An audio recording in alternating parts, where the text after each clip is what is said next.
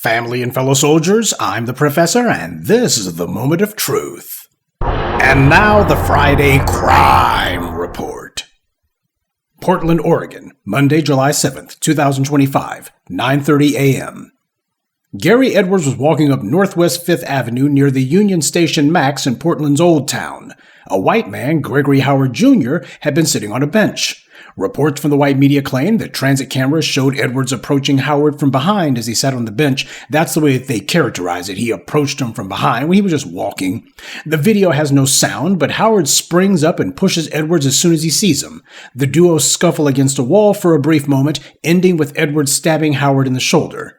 So that's the sequence of events. Mr. Edwards was walking by. Howard jumps up and pushes him as soon as he saw him. This led to a fight with Howard as the aggressor, and Mr. Edwards used the knife to defend himself. He didn't stab Howard the second that he saw him, and after the fight, Mr. Edwards didn't pursue his attacker. Instead, he just went on about his way. This was as open and shut a case of self-defense as there's ever been, but we live under white supremacy, and no matter what phony claims the white right makes about the West Coast, particularly places like Portland being so liberal, the police and prosecutors have a very well-documented history of ginning up trumped-up charges on black citizens, and this case was no different. Gary Edwards was arrested and charged with second-degree assault, which carries a sentence of 5 years and 10 months in state prison, and even though there was no case, prosecutors insisted on taking it to trial anyway, and the liberal white media was treating this as some sort of triumphant victory that they did this. Now know the name of the person arrested for a stabbing in downtown Portland that injured a person. Today, police announced that 42-year-old Gary Omar Edwards was arrested on assault charges. The prosecutor didn't have a case. Their entire prosecution rested on claiming that Mr. Edwards had had some brushes with the law in the past. What they said was that he had stabbed someone at a Max station in 2020. Now, I've looked as much as I could for the actual video of this incident in July, and as of this morning's briefing, I still haven't found it. And given how the police hide evidence and the white media flat out lies, I'm not taking their word for anything. I want to see the video, and the fact that they've gone to these lengths to hide it tells me the video doesn't substantiate what the white media and the prosecutors have claimed.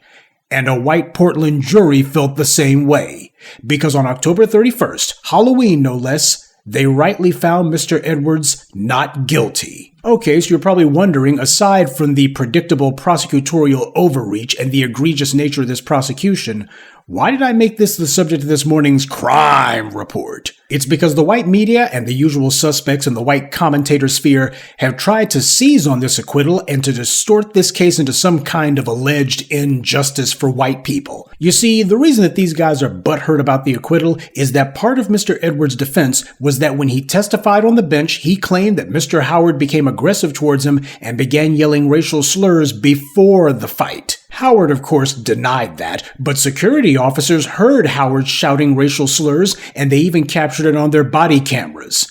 So people other than Mr. Edwards documented with digital evidence that Howard was yelling racial slurs. Now, the prosecutor tried to talk around this fact by saying, well, the security guards got there after the stabbing, so they don't actually know what Howard said before they arrived. As I told you, the prosecutors didn't have a case. This is what the phony outraged racists are trying to say, though. They're trying to say that this was a case of an acquittal based on the N-word. You can stab a white person if you say they called you the N-word, when that's not what happened at all. They're using the police and prosecutors' refusal to make the transit video of the stabbing public in order to tell whatever made-up fairy tales they want about this case. They made sure to mention repeatedly that Mr. Edwards had been convicted of stabbing someone in 2020. They all published that everywhere, and that was meant to give the false impression that he's just some crazy black man running around stabbing people, and that Howard was just a law-abiding citizen. Well, you won't be surprised to learn that this isn't Gregory Howard Jr.'s first run-in with the law. Edwards' defense attorney, Daniel Small, revealed that the so-called victim has some priors too, including a criminal conviction for felony rape of a child in Kitsap County, Washington in 1997, as well as a history of racial violence. According to online sources, Gregory Howard Jr. sexually assaulted and raped a 7-year-old boy in 1997. According to the records, he threatened to kill this child with a knife during the rape. He also has multiple convictions for failure to register as a sex offender and other crimes, including but not limited to assault. He's such a threat to public safety that the Mason County Sheriff's Office assessed him as being a level 3 sex offender. That's the highest level they have. And he's considered at risk to reoffend. Now that's very important, don't you think? This guy raped a child, and he did it at knife point. He threatened to murder a 7-year-old child. This is who they want you to believe was just minding his own business, and he certainly wouldn't yell racial slurs. There's no aggression in this man because he's such an honest, kind-hearted, and moral person. Now, why weren't the headlines about this case, child rapist stabbed by pedestrian? That's what the headline should have been. This Howard character has a violent history of raping children and threatening to murder them. Shouldn't that have been the main thing that the white media stories about this incident led with?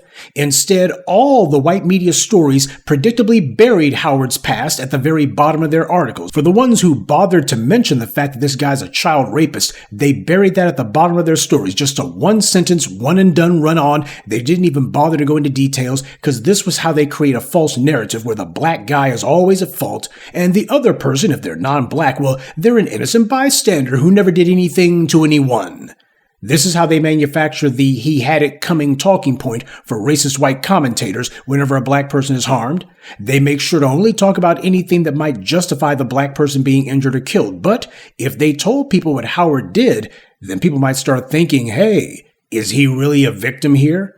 And because if someone is willing to rape a child and threaten to murder that child, then who's going to sympathize with someone like that if he winds up getting stabbed? Well, the white media and certain white commentators online, that's who'll sympathize with them. The guy who got stabbed while screaming racial slurs was convicted of felony rape of a child. I want you to remember that last little detail because it's key to why you got the usual suspects out here who are trying to twist this story into some kind of false narrative of white victimhood. Because something else that the phony white grievance mongers also fail to understand, why is it that it didn't take months or even weeks to make the arrest? It didn't take protests or demonstrations to do it either. As soon as the police knew who it was, they arrested the guy immediately for defending himself. Because black people don't have racial immunity from law, that's what white supremacy is all about.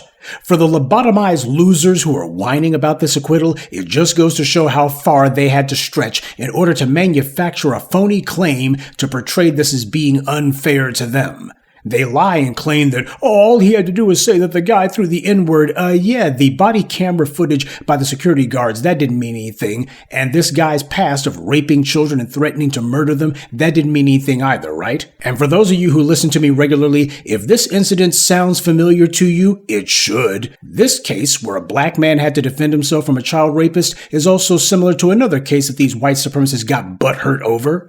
Remember that incident out of Ron DeSantis' Florida back in 2020? Where you had a white man, Vonell Cook, who was a convicted child rapist, a creep who had raped a child. He got killed when he accosted a black Dunkin' Donuts manager.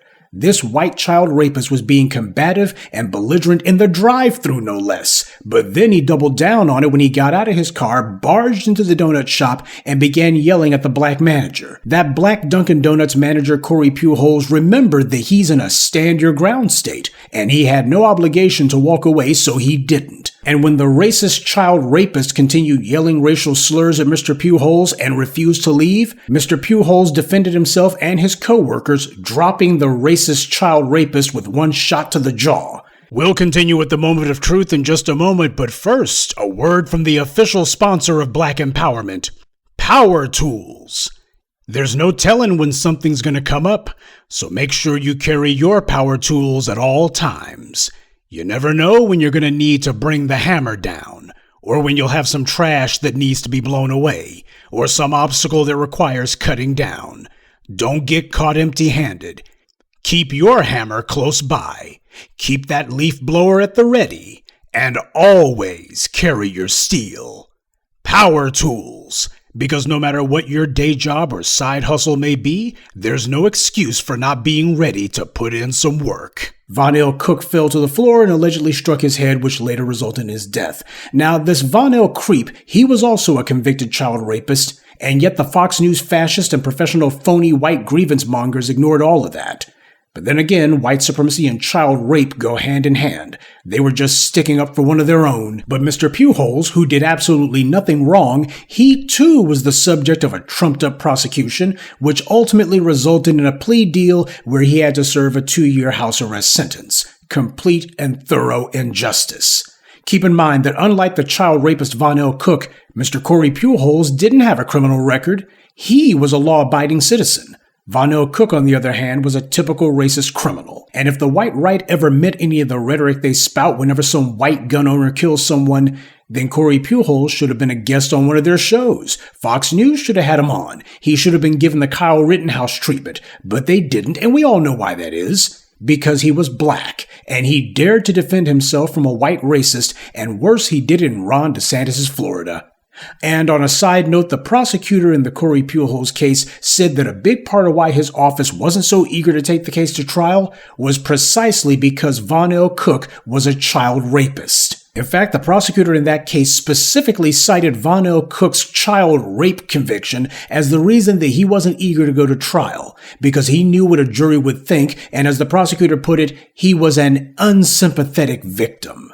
Yeah, a defense attorney would have a field day pointing out how a prosecutor wasted taxpayer dollars and a jury's time trying to convict a man for defending himself against a violent racist who had raped children, a violent racist who barged his way into the man's business and was yelling and screaming and making all kinds of threats. I'm sure that's also part of what went into the jury's deliberation in the Portland case, too.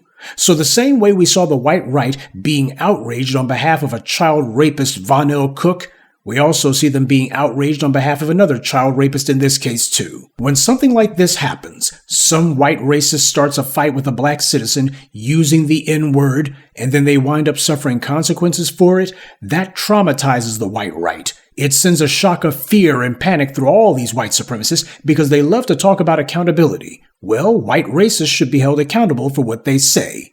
Keep in mind, the white right are the same people who talk about what they call black fatigue, like some loud black woman at the Walmart or some disruptive passenger on an airplane deserves to be hauled off in handcuffs because they violated social norms. They were being disruptive and unpleasant. Remember, the entire defense that the white right used when Daniel Penny killed Jordan Neely was that Neely was being loud and disruptive, and that's all it took to justify him being killed. He hadn't harmed anyone, hadn't put a finger on anyone, certainly hadn't killed anybody, but his strangulation death was completely justified because there's a claim that he had allegedly raised his voice. Well, in this case, the person who was harmed is a white man with a history of raping children, and this guy was accused of using the N-word, which is more than just a violation of social norms.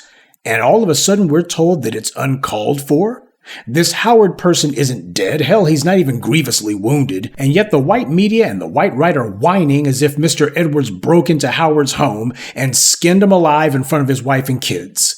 If violating social norms and being disruptive or rude is justification for killing a black person on the subway, then running up on a black pedestrian and assaulting them is justification for using any means required to defend yourself.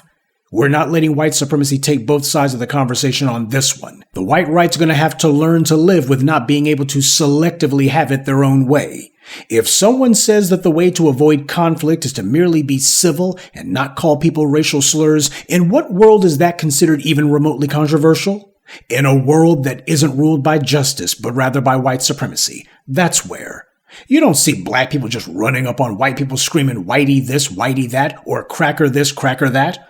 So this whining has nothing to do with the law, nothing to do with fairness, because for every incident like this, we can literally point to 10 where a white assailant killed a black person and never even got so much as charged. It just goes to show that for these anti-black racists, this is what passes for their principles. Moral relativism and situational ethics. They totally ignore the facts that don't fit their phony grievance narrative, and instead they invented a story that didn't even happen, and it was proven in a court of law, their court, that they control and that operates solely in their interest.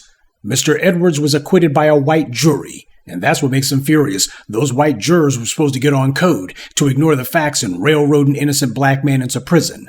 And as for Gregory Howard, the child rapist, one can only hope that he'll take this as an opportunity to think about the decisions he's made in his life and try to start living differently.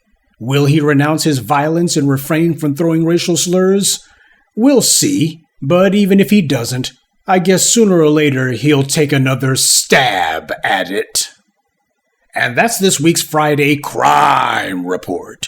Keep your eyes open and stay on alert, because there's a lot worse criminals out there than the ones the white corporate media chooses to show you.